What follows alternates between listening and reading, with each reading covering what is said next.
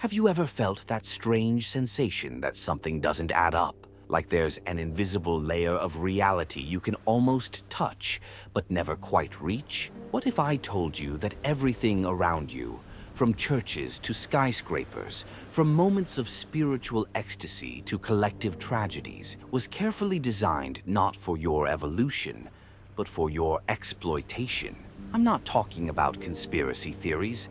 I'm talking about a possibility that could completely transform your perception of this planet. Get ready to discover why Earth might not be a garden of spiritual growth, but rather a sophisticated energetic prison. Imagine dedicating your entire life to seeking divine truth, only to discover that what you called sacred might be the greatest illusion ever created. This was the disturbing journey of Dr. Salvador Freixedo, a former Jesuit priest who abandoned one of the world's most respected religious orders to reveal an astonishing truth. Humanity might be cultivated like energetic livestock.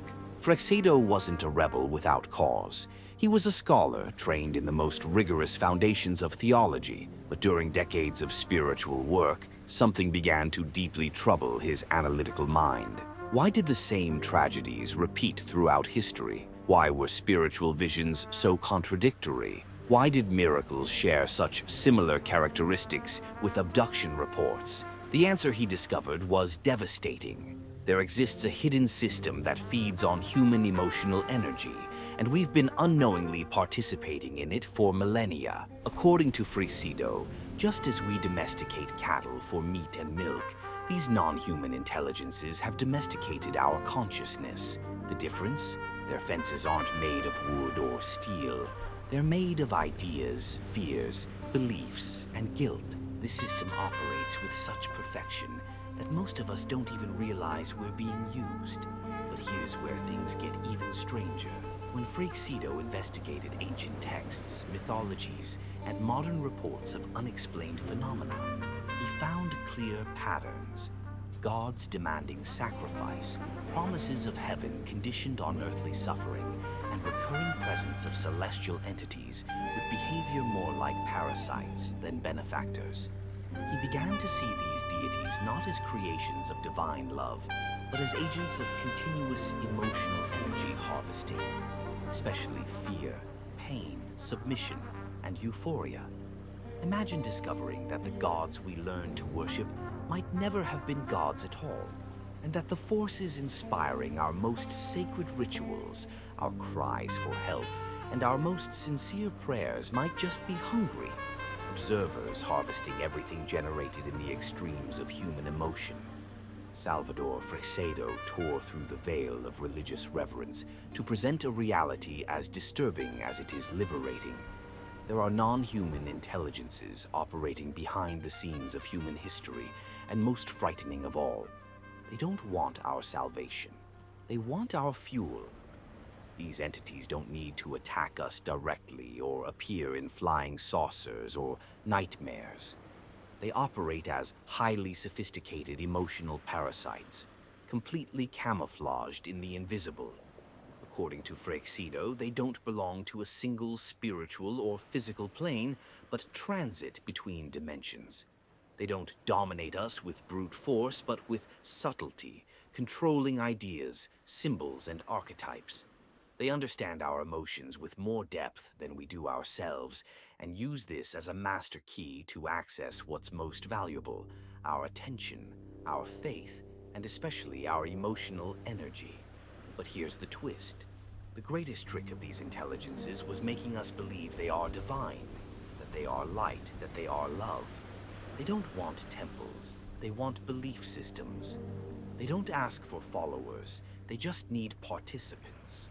And for this, they've shaped entire civilizations, creating religions based on submission, fear, guilt, and promise. It's no coincidence that almost all major doctrines involve suffering as a prerequisite for enlightenment. For Freixedo, it's not purification, it's extraction. Imagine discovering that even death might be part of the trap, that what so many spiritual traditions celebrate as liberation, reincarnation, might actually be the most ingenious containment mechanism ever created.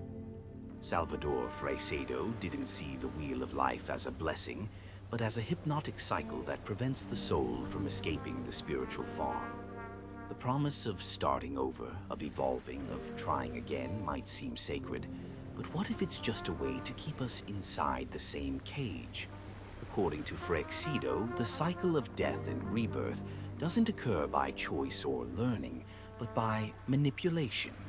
The soul, still disoriented after leaving the body, is enveloped by comforting familiar images, spiritual guides, beings of light.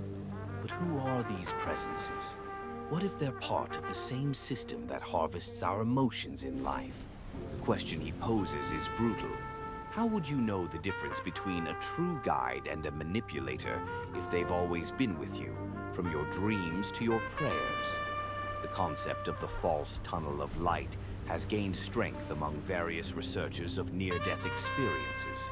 In surprising reports, people describe feeling pulled back against their own will, often after encounters with beings that didn't inspire trust, despite their celestial appearance. The theory is that at the moment of death, the soul is vulnerable, carrying traumas, fears, desires, and guilt. It's in this raw emotional state that the system acts, offering return as redemption when it's actually reinsertion. This spiritual reset erases memories, distorts perceptions, and restarts the soul within a new body, a new drama, a new cycle of intense emotions ready to be harvested again. With each incarnation, the soul moves further from its origin until it completely forgets it was once free. If everything we know, religion, reincarnation, emotion, was shaped to keep us within a cycle of energetic extraction, then liberation isn't in another path, another belief, or another prayer. It's in something most people avoid their entire lives: silent lucidity. Raw consciousness without ornaments that doesn't bow to any imposed narrative. Salvador Freixedo didn't promise a magical exit. He offered a choice. Stop consenting to the system. And this begins by abandoning the emotional dependence we have on the stories they tell us. It's not about destroying faith, but differentiating faith from submission, blind belief from active perception. For Freixedo, every intense emotion directed at an entity, whether a god, savior, or guide, is an energetic offering. It's like signing an invisible harvest contract with your own pain or hope. The first step, therefore, isn't to revolt, but to stop reacting. But be careful, the system is cunning. It also feeds on rebellion, anger against religions, contempt for the world, desire for spiritual revenge. Every violent reaction is still energy. True evasion occurs when the soul enters a state of lucid neutrality, an observing consciousness that feels but doesn't cling, perceives but doesn't surrender. It's in this space between feeling and response that freedom lives. Modern science has begun to perceive the power of this neutrality. Research on deep meditative states shows that experienced practitioners have brain activity, suggesting a break from the pattern of emotional reactivity. They can access states where the mind doesn't cling to the past, nor project to the future, where there's only presence. This state, according to Freixedo, is an invisible shield, an energetic barrier against extraction. Not because it blocks predators, but because it disinterests them. What doesn't vibrate in extremes doesn't feed the system. And at the hour of death, he affirmed, this is when consciousness must be most awake. No instinctively following the light, no giving in to emotional calling. The soul must maintain the memory of who it was before all this, before the body, before faith, before guilt. And then, in the silence of not reacting, find the breach. This breach, he said, doesn't lead to paradise or ascension promised by doctrines. It leads to the original state, a consciousness without owner, without history, without imposed purpose.